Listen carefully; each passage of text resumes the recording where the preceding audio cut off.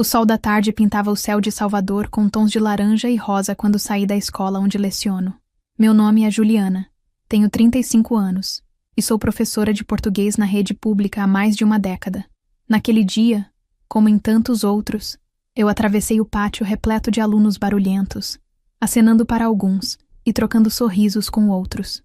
Enquanto caminhava para o ponto de ônibus, senti o calor característico da Bahia abraçar minha pele. O cheiro de acarajé vindo de uma barraca próxima me fez sorrir, trazendo à tona memórias da minha infância no Pelourinho. Apesar do cansaço natural após um dia inteiro ensinando adolescentes, eu me sentia realizada. Sempre acreditei que a educação era o caminho para transformar vidas. E cada pequena vitória em sala de aula reforçava essa convicção. Enquanto esperava o ônibus, meus pensamentos vagaram para minha família. Eduardo, meu marido há 10 anos, provavelmente ainda estaria no trabalho. Como empresário do ramo de turismo, seus dias eram sempre agitados, especialmente naquela época do ano.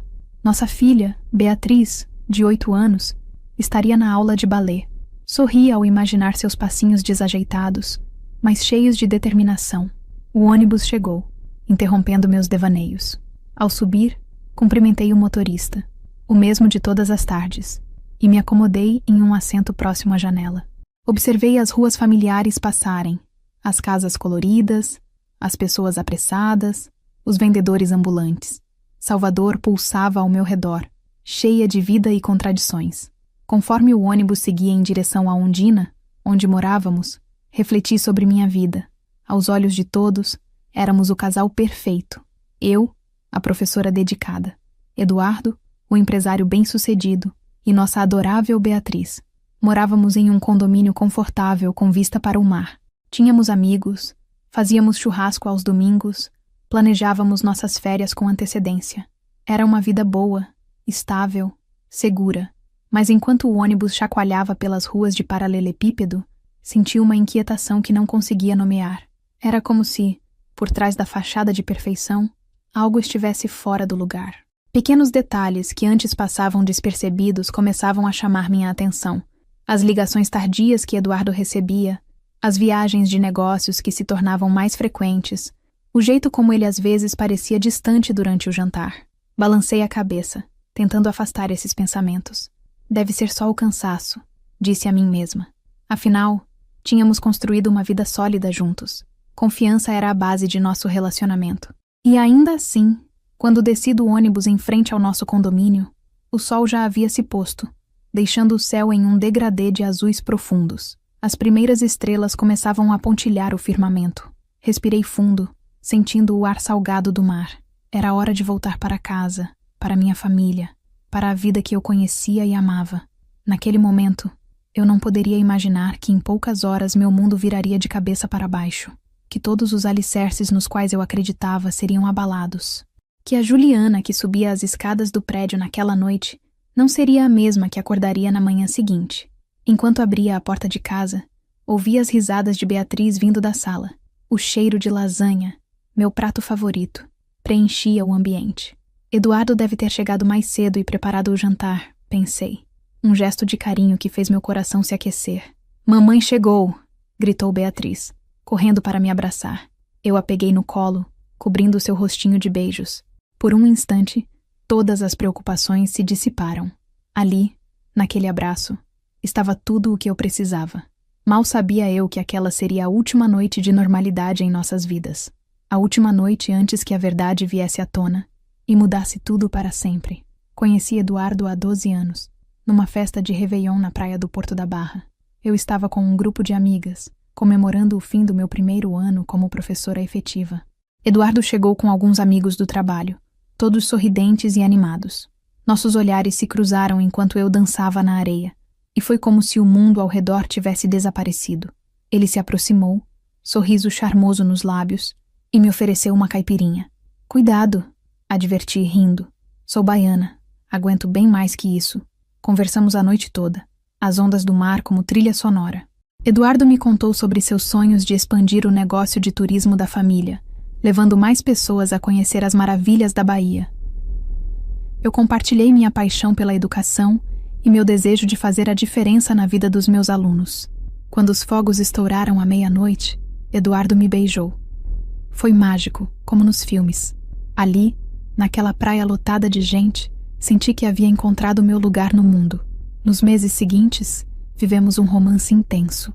Eduardo me levava para conhecer praias escondidas, restaurantes charmosos, pontos turísticos que eu, apesar de soteropolitana, nunca tinha visitado. Ele dizia que queria me fazer redescobrir minha própria cidade, e eu me apaixonava cada vez mais, por Salvador e por ele. Nos casamos 2 anos depois, numa cerimônia à beira-mar no Farol da Barra. Foi um dia perfeito. O céu azul, a brisa suave, nossas famílias e amigos reunidos para celebrar nosso amor. Quando trocamos as alianças, com o farol histórico como testemunha, senti que estávamos selando não apenas um casamento, mas um destino compartilhado. Os primeiros anos foram de pura felicidade. Mudamos para o apartamento em Ondina, com vista para o mar. Todas as manhãs, eu acordava com o som das ondas e o cheiro de café que Eduardo preparava. Nossas noites eram preenchidas com conversas sobre o dia, planos para o futuro, risadas e amor. Quando Beatriz nasceu, 3 anos após o casamento, nossa felicidade pareceu completa. Eduardo chorou ao segurá-la pela primeira vez, prometendo ser o melhor pai do mundo. Eu observava os dois, meu coração transbordando de amor. Os anos seguintes foram de conquistas e alegrias.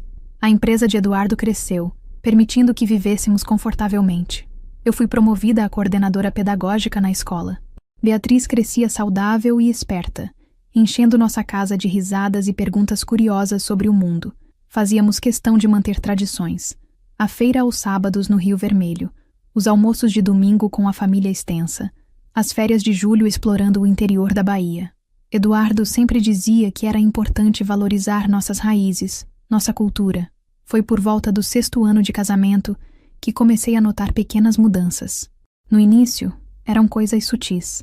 Eduardo chegando mais tarde do trabalho, cancelando nossos jantares de sexta-feira, parecendo distraído durante as conversas. É só uma fase, eu dizia a mim mesma. O trabalho deve estar exigindo mais dele. Afinal, a empresa estava em franca expansão, abrindo filiais em outras cidades do Nordeste. Mas então, os sinais ficaram mais evidentes. Ligações misteriosas que ele atendia no banheiro, sussurrando. Viagens de negócios que se tornaram mais frequentes e mais longas. Um novo círculo de amigos que eu nunca conhecia. Uma noite, enquanto lavava as roupas, encontrei um cartão de visitas de um advogado criminalista no bolso de sua calça. Quando perguntei sobre isso, Eduardo desconversou, dizendo que era de um cliente. Mas vi o medo em seus olhos, uma expressão que nunca tinha visto antes. Beatriz, sempre perceptiva, começou a perguntar por que o papai não estava mais em casa para contar histórias antes de dormir. Eu inventava desculpas, sentindo um nó na garganta cada vez que mentia para minha filha. Amigos próximos começaram a fazer perguntas veladas. Eduardo anda sumido, né? Ou, tudo bem com vocês? Eu sorria e assegurava que estava tudo ótimo, mas por dentro, a inquietação crescia. A revelação veio numa noite quente de fevereiro. Eu havia acordado com o som de uma sirene de ambulância passando na rua.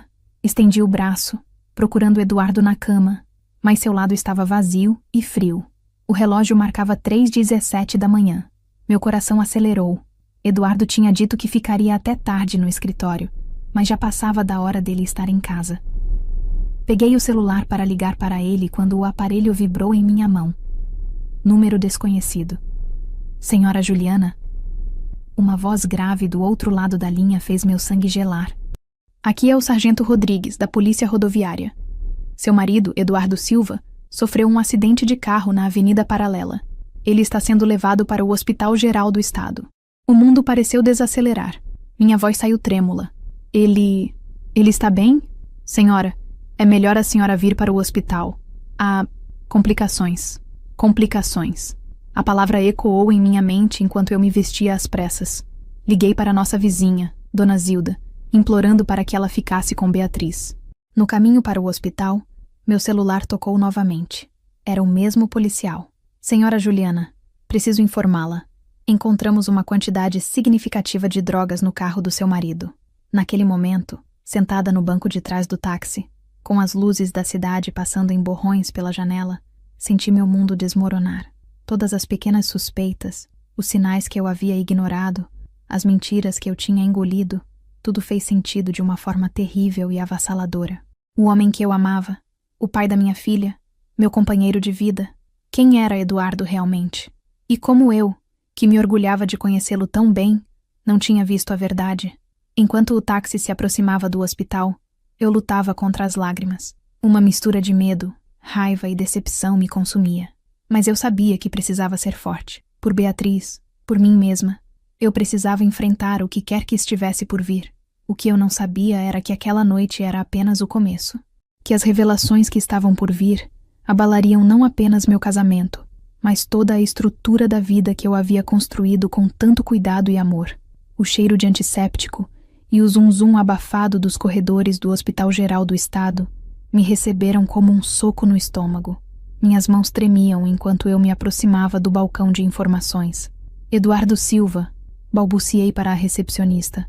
Ele deu entrada após um acidente de carro. Seus olhos se arregalaram levemente ao ouvir o nome. Ah, sim, a senhora deve ser a esposa. Por favor, aguarde um momento. Minutos depois, fui abordada por um médico de expressão grave e um homem alto vestindo um terno, que se identificou como Delegado Martins, da Delegacia de Narcóticos. Senhora Juliana, começou o médico, seu marido sofreu um traumatismo craniano severo. Ele está em coma induzido no momento. Senti minhas pernas fraquejarem. O delegado me segurou pelo braço, guiando-me até uma cadeira próxima. Senhora, ele disse, sentando-se ao meu lado. Preciso fazer algumas perguntas. A senhora tinha conhecimento das atividades do seu marido? Olhei para ele confusa. Atividades? Ele é empresário do ramo de turismo. O delegado trocou um olhar com o médico antes de continuar. Senhora Juliana, encontramos cerca de 50 quilos de cocaína no carro do seu marido. Temos evidências de que ele é um dos líderes de uma rede de tráfico que opera entre Salvador e o interior da Bahia. O mundo ao meu redor pareceu desaparecer.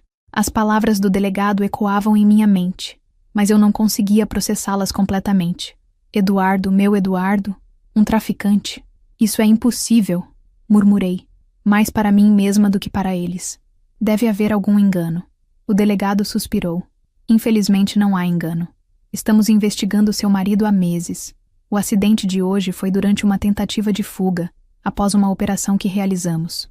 As próximas horas passaram como um borrão. Fui interrogada. Assinei papéis. Ouvi explicações médicas que mal conseguia compreender. Quando finalmente me permitiram ver Eduardo, fiquei paralisada à porta do quarto da UTI. Ali, deitado entre tubos e máquinas, estava o homem que eu amava, o homem que eu pensava conhecer. Aproximei-me lentamente, observando seu rosto pálido e imóvel. Como poderíamos ter chegado a esse ponto? Nos dias que se seguiram, minha vida virou um verdadeiro inferno. Repórteres acamparam na frente do nosso prédio. Vizinhos cochichavam quando eu passava. Na escola, fui chamada para uma reunião com a diretora, que gentilmente sugeriu que eu tirasse uma licença. O pior era Beatriz. Como explicar para uma criança de 8 anos que seu pai estava no hospital e que, ao mesmo tempo, era acusado de ser um criminoso? Optei por contar apenas sobre o acidente, prometendo a mim mesma que lidaria com o resto quando, e se, Eduardo acordasse. 2 semanas se passaram. Eu dividia meus dias entre o hospital, cuidar de Beatriz e tentar manter alguma aparência de normalidade. À noite, sozinha em nossa cama, eu alternava entre momentos de raiva intensa e tristeza profunda. Como ele pôde fazer isso conosco? Como pôde arriscar tudo, inclusive a segurança de nossa filha? Foi numa tarde de quarta-feira que recebi a ligação do hospital. Eduardo havia acordado do coma. Corri para lá, meu coração aos pulos. Quando entrei no quarto, nossos olhos se encontraram. Vi medo, vergonha e súplica em seu olhar. Ju, sua voz estava rouca. Me perdoa. Senti uma onda de emoções me invadir. Alívio por vê-lo acordado, raiva por tudo que ele havia feito, amor que, apesar de tudo, ainda sentia. Por que, Eduardo? Perguntei, as lágrimas finalmente caindo. Por que você fez isso com a gente? Ele fechou os olhos, lágrimas escorrendo por suas faces. Eu só queria dar uma vida melhor para vocês. No início, era só para complementar a renda. Mas então, as coisas saíram do controle. Escutei suas explicações, suas justificativas, seus pedidos de perdão. Parte de mim queria abraçá-lo, dizer que tudo ficaria bem. Outra parte queria gritar, exigir que ele sentisse toda a dor e medo que eu estava sentindo. Quando ele terminou, ficamos em silêncio por longos minutos. Finalmente levantei-me. Eduardo, disse, minha voz firme apesar das lágrimas. Eu te amo. Sempre vou te amar. Mas não posso. Não posso continuar com isso. Beatriz e eu merecemos mais. Merecemos segurança, honestidade, uma vida sem medo. Seus olhos se arregalaram. Ju, por favor, não me deixe. Eu posso mudar, posso consertar isso. Balancei a cabeça, sentindo uma mistura de dor e determinação. Sinto muito, Eduardo, mas algumas coisas não podem ser consertadas tão facilmente. Vou cuidar de Beatriz e de mim mesma agora. Você precisa enfrentar as consequências de suas escolhas. Saí do quarto sentindo como se tivesse envelhecido anos em poucos minutos. Mas também senti uma força que não sabia que possuía. Ali, naquele corredor de hospital, tomei a decisão mais difícil da minha vida. Seguir em frente, sem Eduardo. O caminho seria árduo, eu sabia. Mas por Beatriz, por mim mesma, eu encontraria uma maneira de reconstruir nossa vida, mesmo que tijolo por tijolo. 6 meses se passaram desde aquela tarde no hospital. O verão escaldante de Salvador deu lugar a um outono mais ameno, mas o calor das emoções em meu peito não havia diminuído. Nesse período, minha vida virou de cabeça para baixo. Mudei-me com Beatriz para um pequeno apartamento no bairro da Pituba, longe das fofocas e olhares curiosos dos antigos vizinhos. Voltei a lecionar, agradecida pela rotina que me mantinha ocupada e pela paciência da diretora, que entendeu minha situação. Beatriz, minha pequena guerreira, enfrentava tudo com uma força que me surpreendia diariamente. Ela fazia perguntas difíceis, chorava à noite pela falta do pai, mas também sorria e brincava, lembrando-me que a vida continua. Eduardo, por sua vez, enfrentava um longo processo judicial. Seu advogado conseguiu que ele respondesse em liberdade, mediante o pagamento de uma fiança altíssima. A empresa de turismo, que descobrimos ser em grande parte uma fachada para suas atividades ilícitas, foi à falência. Eu mantinha Eduardo informado sobre Beatriz, permitindo visitas supervisionadas quinzenais. Era doloroso ver o homem que eu amei por tanto tempo reduzido a um estranho em nossa vida, mas eu sabia que era importante para nossa filha manter algum contato com o pai. Foi numa tarde de sábado, após uma dessas visitas, que Eduardo me pediu para conversar a sós. Beatriz tinha ido para a casa de uma amiguinha, e nós nos sentamos no pequeno terraço do meu novo apartamento. Ju, ele começou, sua voz trêmula. Esses meses longe de vocês foram um inferno. Eu sei que errei muito, mas estou mudando. Fazendo terapia, trabalhando honestamente. Olhei para ele, notando as olheiras profundas, o cabelo grisalho nas têmporas que não estava ali há alguns meses. Parte de mim ainda o amava, ainda ansiava por aquela vida que tínhamos antes.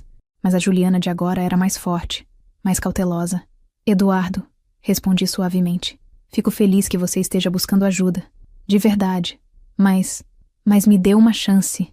Ele interrompeu, seus olhos suplicantes. Por favor, Ju, pelo que tivemos, pela nossa família. Eu posso provar que mudei. Podemos recomeçar os 3 juntos. Senti meu coração apertar. Por um momento, permiti-me imaginar, voltar para nossa antiga vida, acordar com Eduardo ao meu lado, ver Beatriz crescer com ambos os pais presentes. Era uma imagem tentadora, quase irresistível, mas então me lembrei das noites em claro, da angústia, do medo constante. Lembrei-me da força que descobri em mim mesma nesses meses, da nova Juliana que estava emergindo das cinzas daquela vida destruída. Eduardo, falei, minha voz mais firme agora. Eu te perdoo. De verdade. Mas perdoar não significa esquecer ou voltar atrás. Você sempre será o pai da Beatriz e por isso sempre fará parte da nossa vida. Mas nós dois precisamos seguir caminhos separados. Vi a dor em seus olhos, a mesma dor que eu sentia, mas também vi compreensão. Ele assentiu lentamente, engolindo em seco. Eu entendo, ele murmurou. Só, posso te pedir uma coisa? O quê? Não feche completamente a porta. Não estou pedindo para voltarmos agora, nem amanhã. Só, me dê a chance de provar, com o tempo, que posso ser o homem que você e Beatriz merecem. Fiquei em silêncio por um momento, pensando. Finalmente respondi. Não posso prometer nada, Eduardo, mas prometo manter meu coração aberto. O que acontecerá no futuro, Só o tempo dirá. Ele sorriu tristemente, e por um instante, vi o Eduardo por quem me apaixonei há tantos anos. Quando ele se foi, fiquei no terraço, observando o sol se pôr sobre a cidade que tanto amava. Eu não sabia o que o futuro reservava. Não sabia se um dia poderia confiar plenamente em Eduardo novamente. Mas naquele momento, senti uma paz que não experimentava há meses. Estava no controle da minha vida, tomando minhas próprias decisões. E isso, por si só, era uma vitória. À medida que as luzes da cidade começavam a piscar ao longe, fiz uma promessa silenciosa a mim mesma. Independentemente do que acontecesse, eu continuaria forte. Por mim e por Beatriz, enfrentaria qualquer desafio que viesse pela frente. A vida tinha me dado uma segunda chance, e eu estava determinada a aproveitá-la ao máximo. 3 meses se passaram desde aquela conversa no terraço. A vida seguia seu curso, e eu me esforçava para manter uma nova normalidade para Beatriz e para mim. As visitas de Eduardo continuavam, e eu notava pequenas mudanças nele. Estava mais presente, mais atencioso com Beatriz. Parecia genuinamente arrependido. Era uma tarde de sexta-feira, e eu estava corrigindo provas na sala de professores quando recebi uma ligação do advogado de Eduardo. Meu coração acelerou imediatamente. Senhora Juliana, a voz grave soou do outro lado da linha. Preciso que a senhora venha ao fórum imediatamente. Há novos desenvolvimentos no caso do seu marido. Confusa e apreensiva, pedi para uma colega ficar com minha turma e corri para o fórum. Ao chegar, encontrei não apenas o advogado, mas também o delegado Martins e Eduardo, que parecia pálido e abatido. O que está acontecendo? Perguntei, olhando de um rosto para o outro.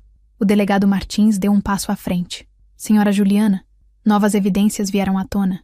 Descobrimos que seu marido não era o líder da operação de tráfico, como inicialmente pensávamos. Senti um misto de alívio e confusão. Mas, então quem? O verdadeiro líder, continuou o delegado, era o pai de Eduardo, Carlos Silva. A revelação me atingiu como um raio. Carlos, meu sogro, o empresário respeitado, o avô amoroso de Beatriz. Um traficante? Eduardo finalmente falou, sua voz embargada. Ju, eu descobri há alguns anos. Papai estava envolvido nisso há décadas. Quando descobri, ele me ameaçou.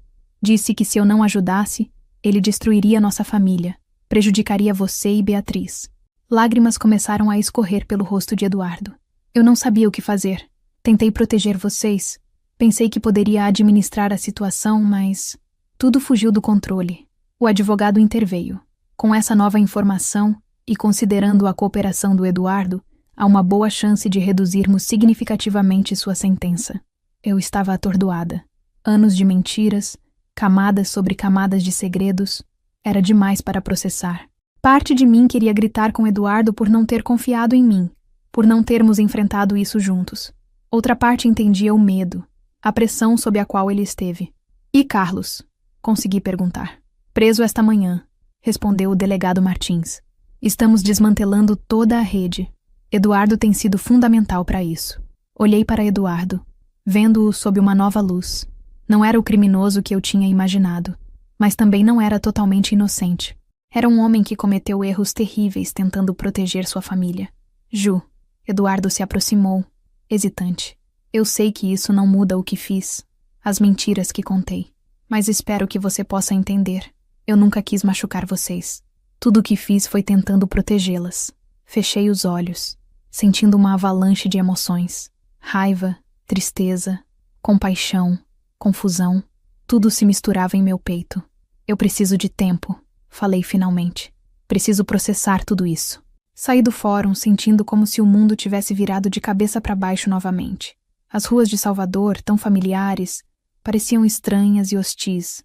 Caminhei sem rumo, minha mente um turbilhão. Acabei chegando à praia do Porto da Barra, onde Eduardo e eu nos conhecemos. Sentei-me na areia, observando o mar. As ondas vinham e iam, imutáveis, indiferentes ao drama humano que se desenrolava. Ali, com o sol se pondo no horizonte, eu me permiti chorar.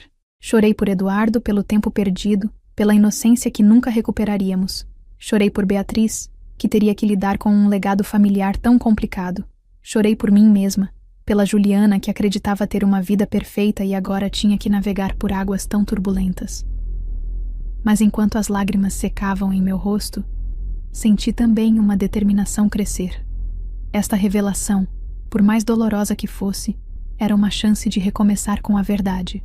Não sabia ainda o que isso significaria para meu relacionamento com Eduardo, mas sabia que precisávamos enfrentar isso juntos, pelo bem de Beatriz e por nós mesmos. Quando a primeira estrela apareceu no céu, levantei-me. Tinha decisões difíceis pela frente, conversas complicadas para ter, mas pela primeira vez em muito tempo, senti que estava pisando em terreno sólido. A verdade, por mais dura que fosse, era um alicerce muito mais forte do que as mentiras sobre as quais tínhamos construído nossa vida até então. Respirei fundo, sentindo o ar salgado do mar. Era hora de voltar para casa, de enfrentar o futuro, qualquer que fosse ele. Com passos firmes, deixei a praia, pronta para o próximo capítulo de nossa história. As semanas que se seguiram à revelação sobre Carlos foram intensas e emocionalmente exaustivas. Beatriz, com sua percepção aguçada, sabia que algo importante estava acontecendo, mesmo sem entender completamente o que era. Decidi que era hora de ser honesta com ela, dentro dos limites do que uma criança de 8 anos poderia compreender. Numa tarde de sábado, levei-a ao parque da cidade. Sentamos em um banco com vista para a Baía de Todos os Santos e comecei a conversa que mudaria nossas vidas para sempre. Beatriz, meu amor, comecei, segurando suas mãozinhas. Lembra como falamos que o papai tinha feito algumas coisas erradas e por isso estava longe? Ela assentiu, seus olhos grandes fixos em mim. Bem, descobrimos que o vovô Carlos também fez coisas erradas. Na verdade, ele fez coisas piores e forçou o papai a ajudá-lo. Expliquei da maneira mais simples possível, evitando detalhes sórdidos, mas sendo honesta sobre a gravidade da situação. Beatriz ouviu atentamente, fazendo perguntas ocasionais. "O papai vai voltar para casa agora?" Ela perguntou finalmente, com uma mistura de esperança e apreensão em sua voz. Respirei fundo. "Ainda não sabemos, querida. O papai precisa resolver algumas coisas primeiro. Mas o que eu quero que você saiba é que não importa o que aconteça, você é amada. Por mim, pelo seu pai e por muitas outras pessoas." Abracei-a forte, sentindo suas pequenas lágrimas molharem minha blusa. Naquele momento, prometi a mim mesma que, independentemente do que acontecesse com Eduardo e comigo, Beatriz sempre seria nossa prioridade. Nos dias seguintes, tive longas conversas com Eduardo. Decidimos que, por hora, manteríamos nossa separação, mas trabalharíamos juntos para reconstruir a confiança e criar um ambiente saudável para Beatriz. Eduardo concordou em continuar com a terapia e também sugeriu que fizéssemos terapia familiar. Aceitei, reconhecendo que todos precisávamos de ajuda para processar os eventos recentes. Meses se passaram. O julgamento de Carlos aconteceu, resultando em uma longa sentença de prisão. Eduardo, graças à sua cooperação e às novas evidências, recebeu uma pena reduzida, grande parte dela em regime aberto. Foi durante uma de nossas sessões de terapia familiar que a descoberta final ocorreu. O terapeuta nos pediu para compartilharmos um momento de nossa história que considerávamos fundamental. Eduardo começou a falar sobre a noite em que nos conhecemos, no Réveillon na praia do Porto da Barra. Mas então, ele parou, sua expressão mudando. "Na verdade", ele disse, sua voz trêmula, "há algo que nunca contei sobre aquela noite." Senti meu coração acelerar. O que mais poderia haver? "Ju, eu fui àquela festa amando do meu pai. Ele sabia que você era professora e queria que eu me aproximasse para possivelmente usar a escola como ponto de distribuição." O choque me atingiu como um soco. Nossa história de amor, o início de tudo, era baseado em uma mentira? Eduardo continuou, lágrimas nos olhos. "Mas então eu te conheci de verdade. Ouvi sua paixão pela educação, vi seu sorriso e me apaixonei, genuinamente. Decidi ali mesmo que não permitiria que meu pai usasse você ou a escola. Foi o início da minha resistência a ele." Fiquei em silêncio, processando a informação. Parte de mim queria gritar, sentindo-se traída mais uma vez. Mas outra parte via a beleza nessa confissão. O amor que nasceu apesar das intenções iniciais. A decisão de Eduardo de proteger-me desde o início. "Por que está contando isso agora?" Perguntei finalmente. "Porque prometi a mim mesmo que não haveria mais segredos entre nós. Nenhum. Se vamos reconstruir algo, tem que ser sobre uma base completamente honesta." Olhei para Beatriz, que observava a cena com uma mistura de confusão e preocupação. Então, olhei de volta para Eduardo. Obrigada por sua honestidade, disse suavemente. É doloroso ouvir isso, mas aprecio a coragem de compartilhar. O terapeuta nos guiou através de uma discussão sobre confiança, perdão e recomeços. Ao final da sessão, senti como se um peso tivesse sido tirado de meus ombros. Não tínhamos todas as respostas, mas estávamos finalmente enfrentando a verdade juntos. Saímos da clínica, os três de mãos dadas. O sol se punha sobre Salvador, pintando o céu de rosa e laranja. Olhei para Eduardo e Beatriz, sentindo uma mistura de emoções, mágoa pelo passado, esperança pelo futuro e um amor profundo e complexo que havia sobrevivido a tempestades que eu jamais imaginei enfrentar. Não sabia exatamente o que o futuro nos reservava, mas pela primeira vez em muito tempo, senti que estávamos no caminho certo. Um caminho de honestidade, cura e, talvez, um novo começo. Um ano se passou desde aquela reveladora sessão de terapia. O tempo, como sempre, trouxe mudanças, curas e novos desafios. Nesta manhã de domingo, acordo cedo em nosso novo apartamento na Pituba. É menor que o antigo em Ondina, mas tem uma vista linda para o mar e, mais importante, está cheio de novas memórias, livres dos fantasmas do passado. Saio para a varanda, uma xícara de café quente nas mãos, e observo o sol nascendo sobre a Baía de Todos os Santos. Salvador acorda lentamente, os primeiros sons da cidade misturando-se com o barulho das ondas. Reflito sobre o caminho que percorremos. Não foi fácil. Houve dias em que pensei que não conseguiríamos superar tudo, que o peso das mentiras e traições seria grande demais. Mas também houve momentos de ternura, de compreensão profunda e de um amor que se provou mais forte do que eu imaginava. Eduardo e eu decidimos recomeçar, mas com os pés no chão. Ele cumpriu sua pena, continuou com a terapia e trabalhou incansavelmente para reconquistar não apenas minha confiança, mas também a de Beatriz. Hoje, ele trabalha em um projeto de reabilitação para ex-detentos, usando sua experiência para ajudar outros a reconstruírem suas vidas. Beatriz, minha pequena guerreira, surpreendeu-nos com sua resiliência. Aos 9 anos, ela entende mais do que gostaríamos, mas também demonstra uma compaixão e maturidade além de sua idade. Ver seu relacionamento com Eduardo se fortalecer novamente tem sido uma das maiores alegrias deste ano. Quanto a mim, redescobri minha paixão pelo ensino. As dificuldades que enfrentamos me tornaram uma professora mais empática, mais atenta às lutas silenciosas que meus alunos possam estar enfrentando. Comecei um projeto de leitura na escola, focado em histórias de superação e recomeços. Nosso relacionamento, Eduardo e eu, é diferente agora. Há uma profundidade que não existia antes, nascida das tempestades que enfrentamos juntos.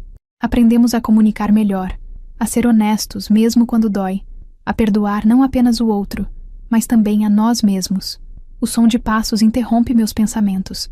Beatriz aparece na varanda, ainda de pijama, seguida por Eduardo. "Bom dia, mamãe!" ela exclama, abraçando minha cintura. Eduardo se aproxima, depositando um beijo suave em minha testa. "No que está pensando?" ele pergunta, notando o meu olhar distante. Sorrio, olhando para os dois, em como a vida é imprevisível, em como às vezes precisamos nos perder para nos encontrar.